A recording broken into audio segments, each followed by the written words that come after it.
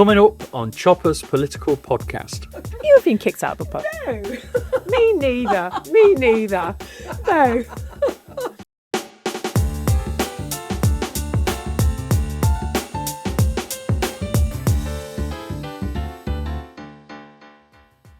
Welcome back to Chopper's Political Podcast. And no, do not adjust your set. I'm Katherine Forster, GB News Chief Political Correspondent, and I've hijacked this podcast for 1 week only while Christopher Hope is in China with the Prime Minister. So this week is going to be me bringing you the best guests, gossip and stories from the heart of Westminster. And what another wild week in politics it has been. Suella Braverman finally defected to reform, something the Tories have long known was going to be a when, not if. But I was at the Veterans Rally when it happened, and the timing took me, and I think many other people, completely by surprise.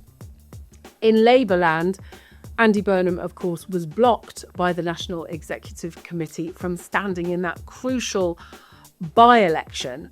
Was that a smart move, though, on behalf of the Prime Minister, or does it spell the beginning of the end for Sir Keir Starmer's term in office? Later on, I will be joined by the Shadow Secretary of State for Environment, Food and Rural Affairs, Victoria Atkins. But first of all, I'm pleased to introduce my first guest, Labour MP for Mansfield, Steve Yemm. Steve, thank you very much for coming on to Chopper's Political Podcast. It's a pleasure. I was in the press gallery last week for PMQs, and when I heard what you said, it stopped me in my tracks, as I think it did many people. Let's have a look first at your question last week. Thank you, Mr. Speaker. Sadly, on Christmas Day, my constituent Beryl Barrett passed away after tragically falling into an unrepaired pothole, and I'm sure the whole House will wish to share my condolences with the family. In my constituency of Mansfield, there are literally thousands of potholes in our roads which Notts County Council are failing to repair. Does the Prime Minister agree with me that it's time the Council took action to repair our roads? And will he meet with Beryl's family so that we can work together to ensure that no more accidents like this happen again? Steve, that's a very sad and shocking story. How did you first make contact with the family? How did you find out what had happened? Well, I heard about the accident, and of course it's very sad, and as the Member of Parliament, I wanted to say to the family, well, first of all, can we get together to see what I can do to help you as a family, given the tragedy, but also to give my condolences to the family. Beryl had an extended family in Warsop. It's a former pit village. It's a very close community. Beryl was very well known there. And so I thought it was important for me to make contact with the family, and I met with them, got to know more about Beryl, and of course about the circumstances of the accident as well. So can you tell us about Beryl, what the family say she was like, and also what exactly happened? It was actually on Christmas Day, was it? It happened on the 19th of December, a week before Christmas Day, and Beryl, who was in her late 80s but had a very active life in Warsop, she was out and about, lived independently, liked to go to bingo and so forth, had a large extended family in the area, was out shopping as she normally would, and she got her walking frame caught in a pothole as she crossed by a crossing at traffic lights, and she tripped as a result of getting caught and fell and sadly broke her leg, broke her femur, and also damaged her hip. And of course, because of that, she was in hospital, and on Christmas Day, she was operated on and died as a result of that. And of course, very, very sad for everyone in the whole community. Terrible, absolutely terrible. And following your question, the Prime Minister promised the Road Minister would meet with the family. Do you know when that's going to happen? We don't have a date for it. We're in contact with the relevant ministers. I'm hoping that we can get to do that. The family is certainly interested. And of course, what the family really want from this is that no one else should have to suffer that degree of tragedy that they've been through. So they want something, as families do often in this type of awful situation, they want something good to come from it. And, as the Member of Parliament, I'm determined that, if they think that, I'll give them every support I can. People think of potholes as being quite a small issue, really. They might be not great for your car, but of course, they're also potentially dangerous, as we've seen. And they're one thing that everyone is united in thinking that potholes are a bad thing, no matter what side of the political spectrum you're from. Well, of course. And, many, many people get in touch with their members of Parliament to say there are potholes, they damage my car, its tyres and wheels and suspension and so forth. But since I've been talking about this subject, it's become clear to me how much of a human safety issue it is. And other people have come forward, a number in my constituency, but also quite a number in the country who have also suffered injury as a result of accidents related to potholes. So what do you want both local and national governments to do now to speed up how they tackle this? Well, really more money for fixing roads. I think money is part of the issue, but actually government have given a lot of additional money announced in the budget.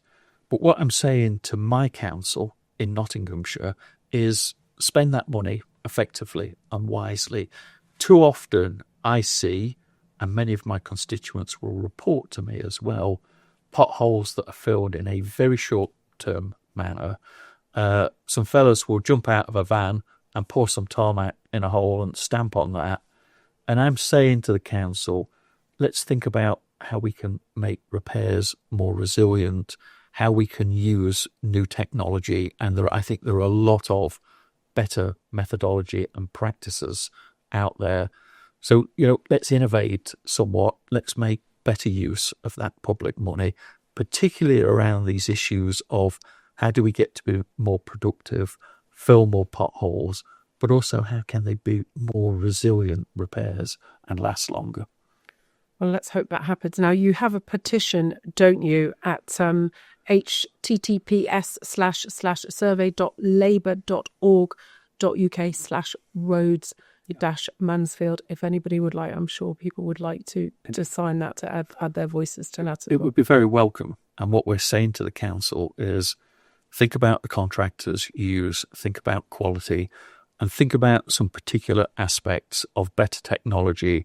How can you be more transparent with people in my area and in Nottinghamshire on the roads you're going to repair, what you're getting done and so forth? Well, let's hope that something can come out of a very, very sad story and that there are no more barrels in the future. Thank you. Thank you.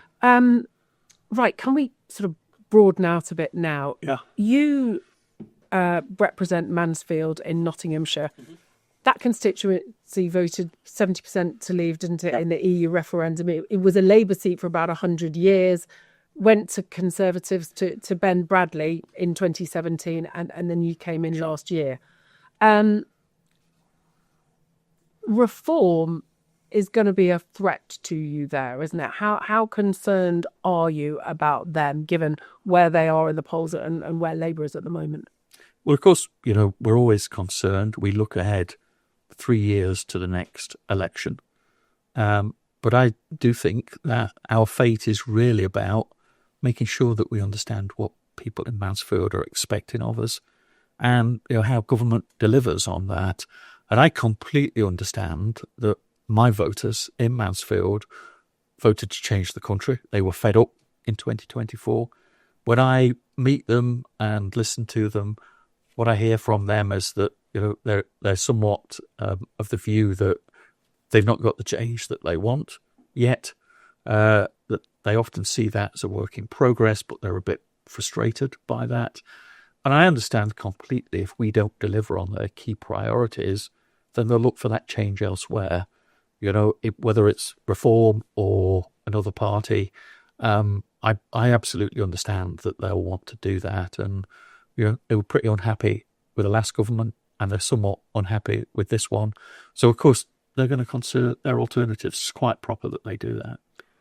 Immigration, clearly a big concern amongst your constituents. How can you counter reform on that? Because at the moment, I know immigration is obviously legal and illegal, but people coming across the channel on small boats, you've got this one in, one out scheme. The numbers are up 13%. I mean, it's going in the wrong direction, isn't it? Well, it's up on last year, but actually, I think if you looked at it through the year, you probably would have thought 2025 was going to be a record year. It wasn't. So, there's some very minor cause for optimism there. But, clearly when we've got 42,000 people illegally crossing the English Channel and it's 5,000 up on last year, those numbers are too high. And I hear that almost on a daily basis from my constituents. And I tell ministers that, we have to take stronger action on this. It's a key deliverable for us. I read a piece you wrote. I think you went to the States, didn't you, and looked at what they're doing there. And they've obviously got incredible results, although controversial. What did you learn from what they're doing there that perhaps we could take and apply here at some extent? Yeah, I think, what I took from my visit to the US is, first of all, resolute action is really important. Gripping an issue. And when you think about solving this crisis of people crossing the channel, it's clear to me that we're some way up a policy ramp in terms of thinking, how do we get effective solutions for this? My argument to the government and ministers is, let's get up that policy ramp more quickly. Let's get to the point where we're at the top of that ramp, which means we're at effective policy. I think in the United States, they got to that point much more quickly.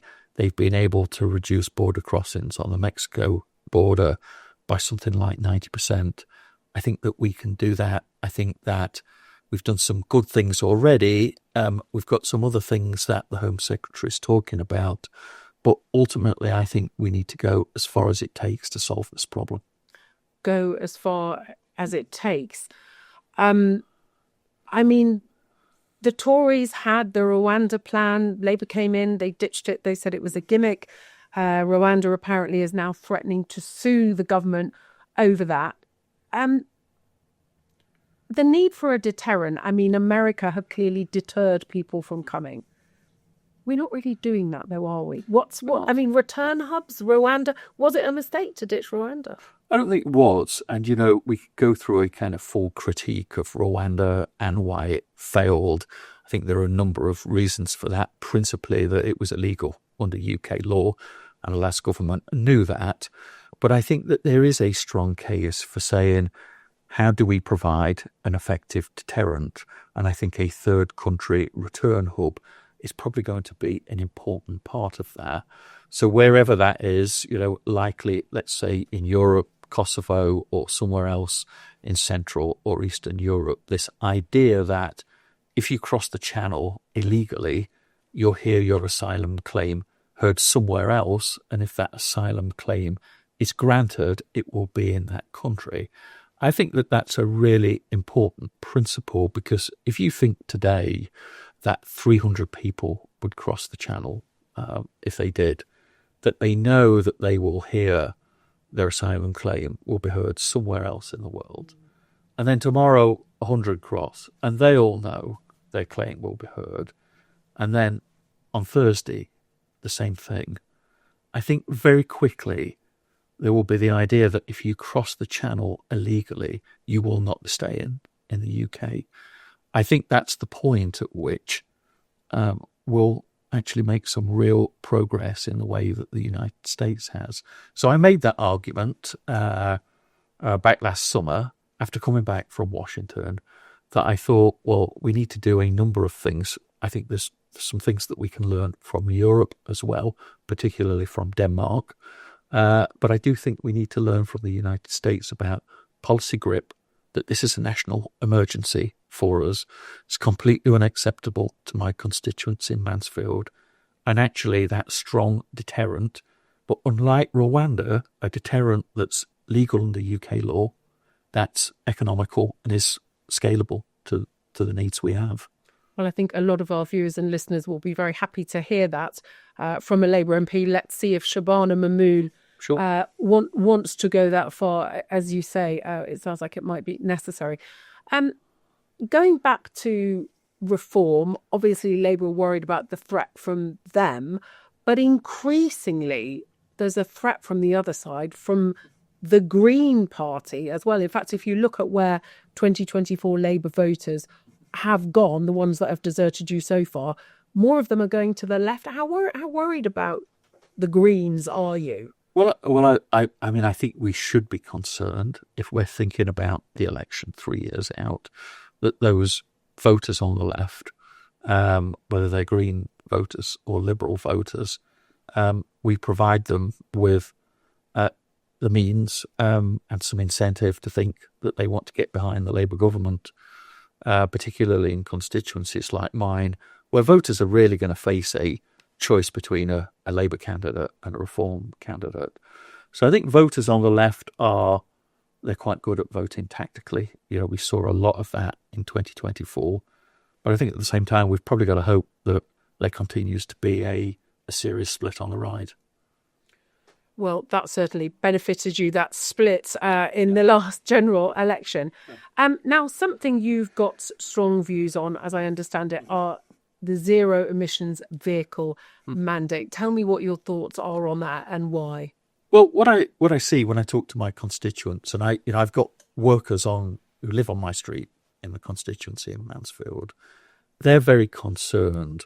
Many of them work at Toyota in Derbyshire, but I hear this from car workers all over the country, that they're really going to struggle to meet the electric vehicle mandate. So the mandate that says 80% of vehicles must be electric 2030, 100% by 2035. There are a lot of issues in terms of UK car makers being able to meet that mandate. And I think that that's a real risk to jobs in the car manufacturing and the whole automotive sector, in fact. More than 1 million jobs in that sector in total. So very, very important to us, but certainly something that affects people in my area. And I've been writing and talking to ministers and other people in government to say there's a review of the mandate in 2027. We really need to bring that forward with a view to being pragmatic and relaxing it. So we give the UK car industry a break. We know that consumer sentiment is really not in the right place to take us to 80% and 100%. So we should be thinking about jobs and the economy and our industrial power as a country, rather than being fixated on net zero. And we can slow that down and be rather more pragmatic about it. Being fixated about net zero, something I think some people would possibly level that charge at the Energy Secretary, Ed Miliband. But you come from a mining family. Yeah. Do you think there is an issue about the narrative around net zero? We know that we need to get to it, but you have to take people with you. Do you think the government is succeeding in doing that? Well, I think in some respects they are being successful. In other respects, they're struggling somewhat. And I think that this is a good example around the EV mandate, around where they are struggling. If I talk to people in my area, they're reluctant because the cost of vehicles, they're concerned about the range, how they're going to charge it at their house, not enough charging points. It's okay in urban areas, in cities. My town is quite urban, but actually, if you look at the constituencies around me, they're very rural. So a lot of concern from consumers about this. Some people just don't like electric cars. I don't want an electric car. I'm something of a, I understand consumer sentiment and what my constituents say to me, because, I feel exactly those issues about range and cost and so forth. So I get it that we're not going to get that into where it should be to meet those mandates in time. But if that means that we end up importing lots of cars from China and jobs lost in the British automotive industry, I think that that's a very bad thing for the country. And that's why I think that we need to look at it again. We need to develop a more sensible perspective on this and say this is a balance between that goal of reaching net zero that I think most people agree on and actually being pragmatic about jobs and the economy. I think that we've got that balance somewhat wrong on this issue, and it's why I'm saying that we need to get that review and bring it forward and do it very soon. Yeah, trying to make a lot of electric cars, and I don't think there's tariffs on them at the moment. Number 4, we're heavily subsidising this. Somebody was telling me last week that every electric car that gets sold, there's an £11,000 public subsidy on every vehicle. That seems to me a completely ridiculous market distortion. And, what are we going to do? We're going to just keep putting that number up until people want to buy them. I don't think that's really a sensible thing. We should accept that there's going to be a sensible compromise position and try to develop that as soon as we can. Yeah. While I've got you here, Yeah. Can't let you leave Sure. without asking about the man of the moment, Okay. Andy Burnham. Well, he's been blocked from standing in the by-election. But what do you think of that decision to block him? Was it the right move? I know you didn't have a vote, but did the NEC make the right call there? I thought you were going to say Matthew Goodwin. Who? The man of the moment. But anyway, and let's Burnham. focus on the man who thought that he might become Prime Minister. And I said who this as well. year. Yeah. Well, look, I stood to be an elected mayor quite a few years back in Where was that? 2011. In Mansfield, we have an elected mayor. I stood for election, and when I stood for election, I knew that if I'd have been elected, I wouldn't have been able to stand for Parliament. It was totally clear that I'd need special permission to be able to do that. And that doesn't just apply to me. It applies to anyone who's an elected mayor, particularly if you're halfway through your term. And so, I think it's right that people in Manchester who elected a mayor on a 4-year term, halfway through that, should really expect that that mayor will serve their term. I would have done if I'd have been elected in 2011. I lost by a tinier amount of votes, but maybe I wouldn't be here now if I'd have won. Because, if you take on a job, you can't halfway through it say, I'm not interested in doing that anymore. I want to go and do a different job. So I think it's the right thing. I know it's probably not what Andy wanted, but I think because of that and because of my own experience, I think you have to respect that you've taken on that job. And actually, my own view of the world, whenever I've taken on a job, is if you're committed to it, you execute on it and you get it done. And so I think Andy should get the job done in Manchester. Well, he says he's going to, but I know that's an absolutely fair argument. But of course, there's also the argument that Labour is tanking in the polls, that Nigel Farage is sweeping all before him at the moment. And if you don't do something dramatic, you, as a party, can be toast at the next election. If Andy Burnham is such a great politician, as he is, and doing really well in Greater Manchester and has popularity ratings that most politicians would give the right arm for, surely, given you're in a sort of electoral crisis, wouldn't it be smart to bring that experience to the House of Commons? Well, I get the argument, but I don't agree with it. I think it's a distraction, and I think it would have been a permanent distraction.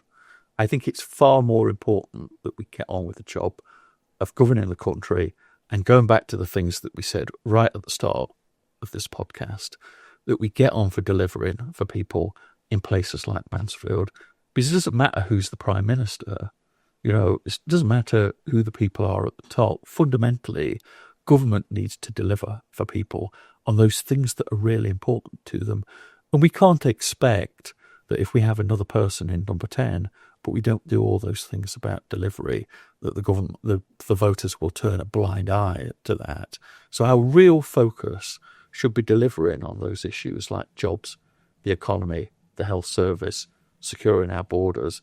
They're the really important things for me, and I think they are for my voters in Mansfield.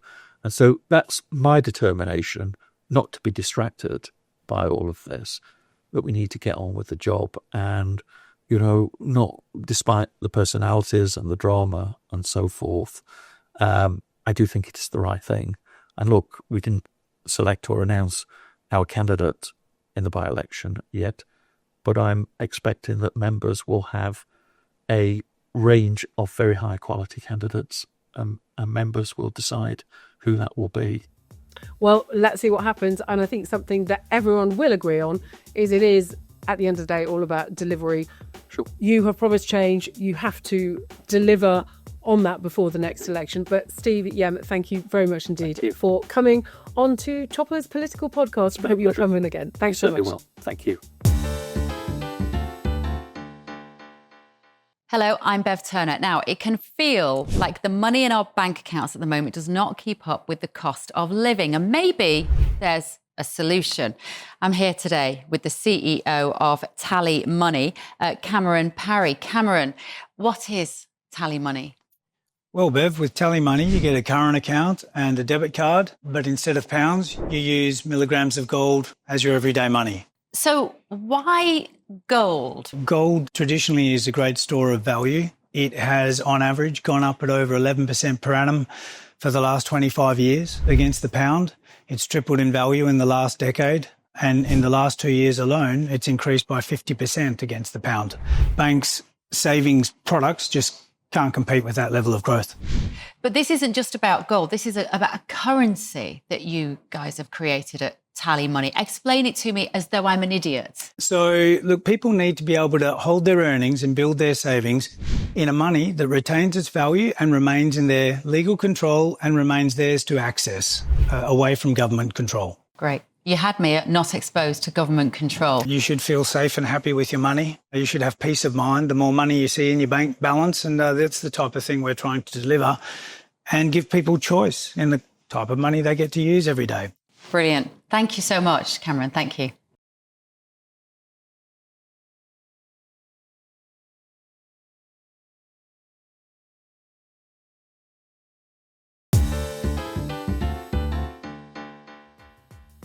Victoria Atkins, welcome to Chopper's Political Podcast. I'm here just this week. You are the Shadow Environment Secretary. I know it happened just before Christmas, but it feels like we haven't really talked about that big U-turn from the government on farmers' inheritance tax. You were obviously happy to see it, but why do you think it took so long, and did it go far enough? Well, it took 14 months of incredibly hard campaigning, not just here in Westminster in the House of Commons, led by Kemi and the Conservatives, but of course the thousands, tens of thousands of farmers who descended upon Westminster in their tractors, in their Wellington boots, who campaigned across the country trying to get hold of their Labour backbench MPs to persuade them to try and get a change to this dreadful vindictive tax. And there was a very, very real financial and economic cost. We know that last year saw record numbers of farm closures, and part of that was the worry about the future. But we also know there was an enormous personal toll as well.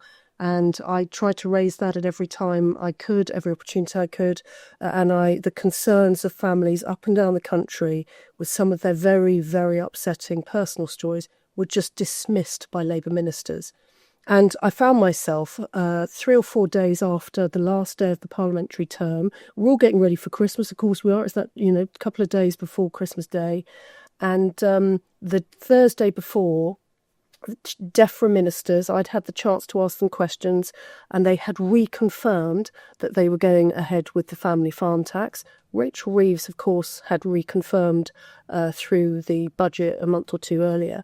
And then suddenly they have this U-turn the day before Christmas Eve, it's a partial U-turn, it's welcome, but they did it in such a sneaky way. They tried to do it to avoid the sort of scrutiny that such a massive U-turn requires. And I have to thank GB News and Chopper, because you've been so supportive of this all along.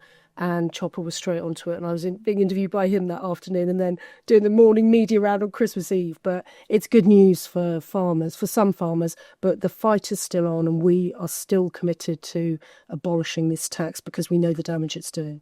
So what more do you think needs to happen now? Because let's face it, farmers weren't happy with your government either. I mean, I remember tractors coming into Westminster under the Conservatives, not in the same volume, of course. But what do you want to happen now? Well, I've set out the vision that I have for farming and indeed our countryside and coastal communities.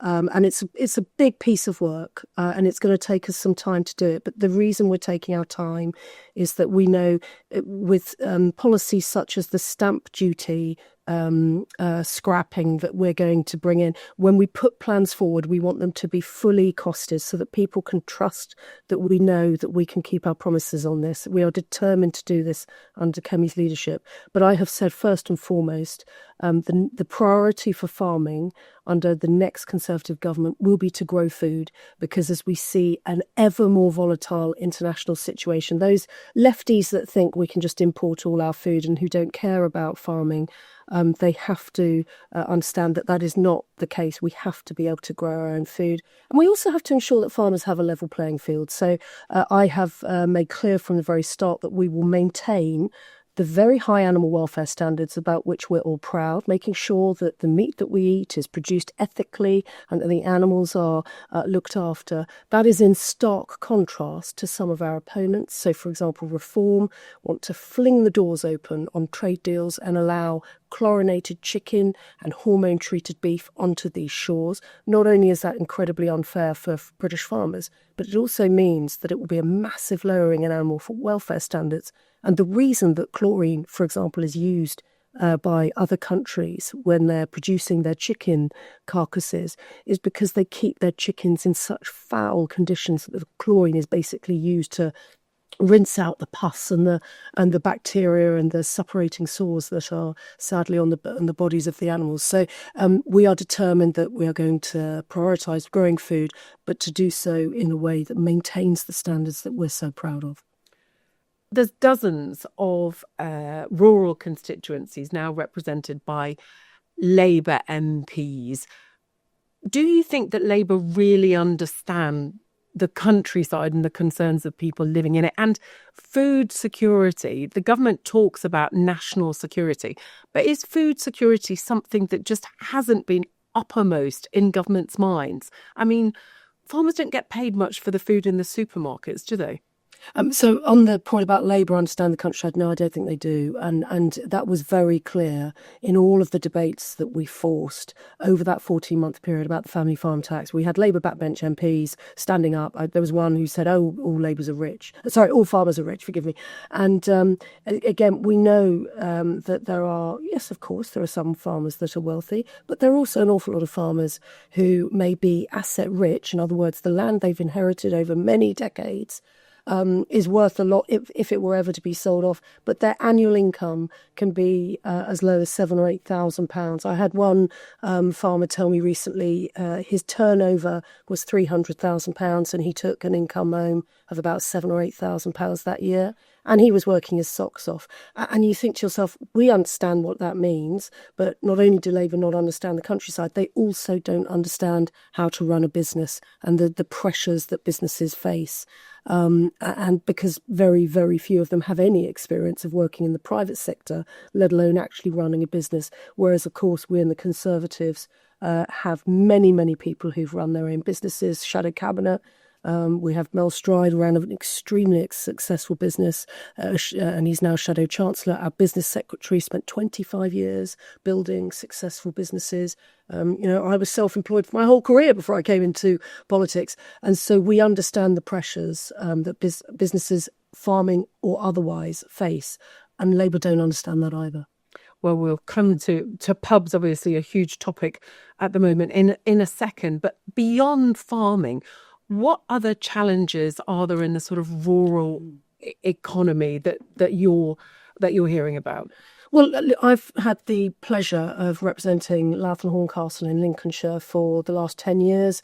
We are incredibly rural where we are. It's a huge constituency geographically because it's very sparsely populated. And one of the challenges that we face, both in terms of people setting up businesses and recruiting members of staff, but also provision of public services such as health or being able to recruit teachers in our brilliant local schools, is that rural sparsity. It's just tougher to deliver services in a very wide geographic and rural area than it is, let's say, in a city centre. And so throughout my time as a Member of Parliament and now as Environment Secretary, as Shadow Secretary, I'm determined that we bring those issues to the fore so that we look at, for example, why it is that Labour has got rid of the Rural Services Support Grant. That was a very, very wrong-headed decision because, again, the point behind the grant was that we understand it costs more to deliver adult social care because people are having to travel further and so on. And so as part of my review of how we are looking after the countryside and the coast and the environment and allowing those parts of the country to thrive, encouraging it, I'm working with the Shadow Chancellor and with Andrew Griffiths and other shadow cabinet ministers on how we can really get the rural economy going again. You know, I look in my high streets, in my market towns, and life is really tough for them at the moment. And so that's why, again, at party conference, we announced that when we're back in government, we will scrap business rates entirely for up to 250,000 small businesses. That means our high streets, basically, won't have to pay business rates because we understand just how difficult that particular cost pressure is, in addition to all the other costs they're now having to deal with, increased NICs and so on. I think there's a great feeling of despair and despondency in the countryside at the moment. And my job is not just to deal with the immediate problems that this government's presenting, but also to give people a bit of hope that, you know, this time will pass and we are making plans for a brighter future for our countryside. You mentioned high streets. We know they're facing such a difficult time in the hospitality industry in particular. We've had another U-turn, well, partial U-turn, haven't we, on pubs. What's your response to that? I mean, it's better than nothing, but is it going to make much difference? It's too little, it's temporary, and it doesn't help any other business that isn't a pub. And so whilst, you know, a little bit of relief for these pubs, particularly rural pubs, because we know that very often they are the only, if you like, the only hub, if you like, in a village or a market town where people can come together, spend a bit of time just having a chat, you know, perhaps sharing their worries and also having a laugh. They are absolutely critical to local rural communities. And so whilst, you know, the Chancellor has yet again had to rip apart off her second budget, let alone her first budget, the fact is there is still a huge number of problems for other hospitality businesses and for the wider high street. Again, that's why it's taken us time, and I know that, you know, we've had to, journalists have quite rightly asked us, when are you going to come up with ideas and plans and so on, but we are taking our time because we want to give people that trust that when we announce a policy such as the scrapping of business rates for small businesses on our high streets, we will be able to show how we pay for that, because I think that's really important for trust in politics and trust at the next election. Just before we move off pubs, Reform MP Lee Anderson said in Parliament yesterday that he'd never been kicked out of a pub, although we've actually found out subsequently that wasn't quite correct, as he'd been kicked out of a few. Have you ever been kicked out of a pub? No. Me neither. No. Do you know, I love visiting my local pubs, and I find I always say there are sort of three groups of people that I just listen to as really great touchstones into what people are thinking. And for me, it's pub landlords, hairdressers, and cab drivers, because people will chat away to them. They know exactly what people are talking about, and it's just they're really, really useful people to understand what they think is the topic of the week in the pub or in the hairdressing salon. Hairdressers. I thought it was quite fun yesterday, a brief moment of unity in PMQs when David Lammy and Andrew Griffith agreed that the hairdressers were not really an issue for them. They haven't got much hair, have they? Bless them. But actually, that's a really good point. Hairdressing salons, again, they're a really important part of our local communities. You go to your local hairdressers, you have a catch up with them. They are usually hives of, bubbliness and laugh and activity. And yet they're finding it really hard at the moment. And we're doing, I'm really concerned. We need to ensure that we keep that industry not just surviving, but thriving in the years to come. Because, my goodness me, what mess will we all be in if we don't have our local hairdressers? Indeed. And can I just ask you quickly, you were a lawyer.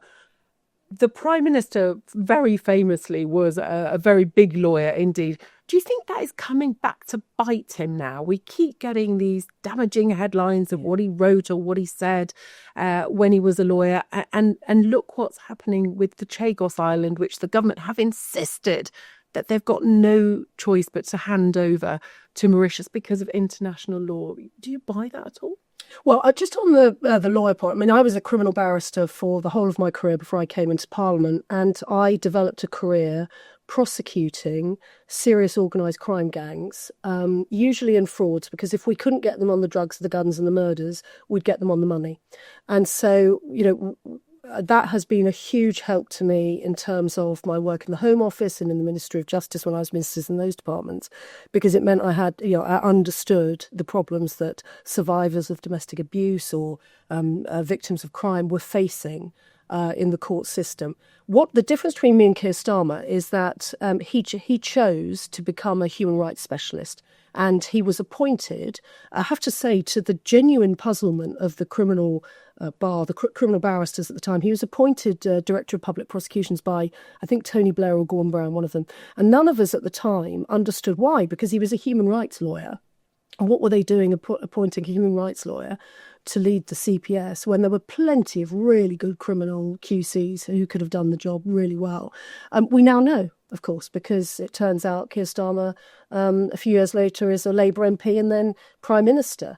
And I think the worry I have with the way that the Prime Minister has used not just his legal background in human rights law, but is now using it in Number 10, is that he is allowing seems to be allowing his fixation on international law to override Britain's national interest. And the Chagos is a real example of this. It's incredibly worrying.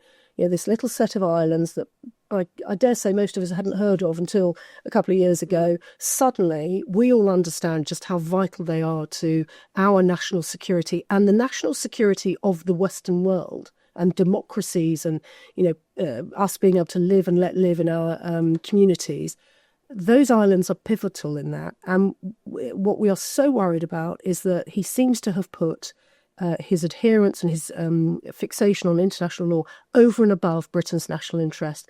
And the fact that President Trump, who is an extremely busy man, with everything else he is dealing with, for him now to come out and say that this is an act of great stupidity.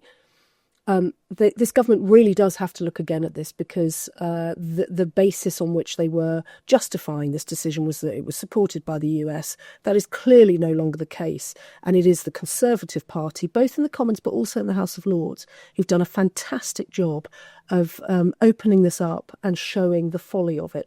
I mean, it's Conservative peers, Lords, who have uncovered, the 1966 treaty that this new agreement would fall foul of, but also the fact that Mauritius is signed up to a Pan-African treaty not to store nuclear weapons. Yeah. And so how on earth how does the Prime Minister explain what he's agreed? He's giving away sovereign territory and he is paying for the benefit of, for the privilege of doing that. That's just wrong. And we're seeing other countries around the world beginning to firm up and understand that we are now in a new age, and it's worrying, and we've got to keep cool heads, and we've got to always have at the forefront of our mind the British national interest. But we don't do that by ceding sovereign territory and not being clear-eyed about what that will mean in terms of our national security. Yes, let's. It seemed like it was a done deal, but it seems now that it is by no means a done deal. Let's see what the Americans eventually say. Just before we finish, obviously there have been several Conservative defections recently. How do you feel about that? And do you expect to see many more before that supposed deadline that Nigel Farage has set of May? Well, I just think, and indeed the last, talking about Chagos, the world is in a very, very worrying place at the moment. There is so much going on in the world. And there's an awful lot going on here at home as well. You know, we know that there are parts of the public service that are just not working as they should be. And I think the message from Kemi, and it is a message that is shared across the Conservative Party, is that we've had enough of this now. You know, if the drama queens want to go to reform, they're welcome to do so.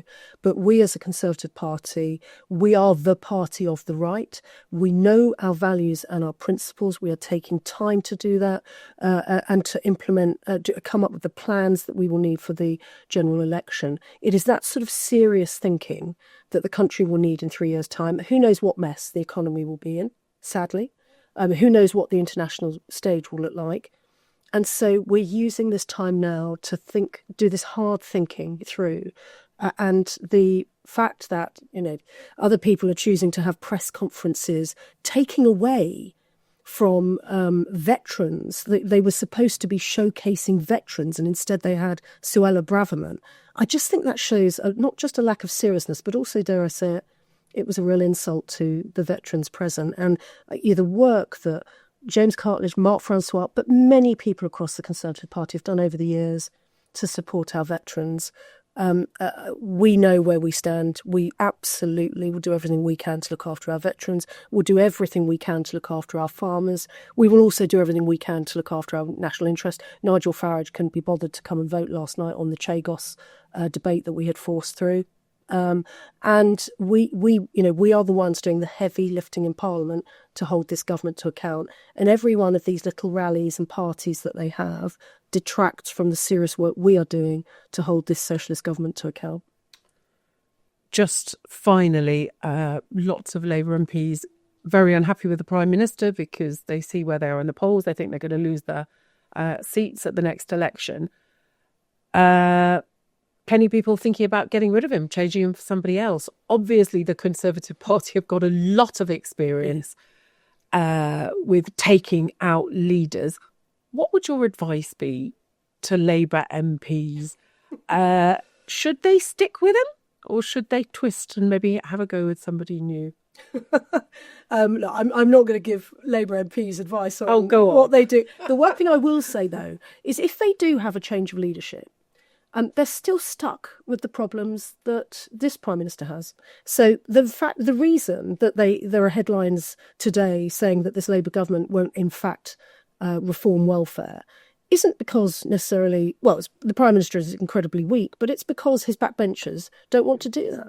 And so whoever is the next Prime Minister of the Labour Party in this Parliament are still going to have those backbenchers who are refusing to make the tough but necessary decisions on cutting our welfare bills, on ensuring that the public sector is shaken up and is put to work for the British people. They're just not prepared to make those tough decisions. So my advice to Labour MPs is to get ready for opposition, because we plan with our work now in opposition under Kemi's leadership, with the sensible and careful thinking we're doing about the nation's problems, we very much plan to be the next government. Well, Victoria Atkins, thank you very much indeed for talking to me today on Chopper's Political Podcast, and to Steve Yemm as well. I tweet at Forster_K on X. If you've enjoyed this podcast, please tell your friends. If you've really enjoyed this podcast, please leave us a 5-star rating on Apple Podcasts, Spotify, or wherever you get your podcasts. Thank you to the brilliant GB News team behind these podcasts, Mick Booker and Jeff Marsh, and the podcast worker bees, Rebecca Nunes and George McMillan. And most of all, thank you for listening.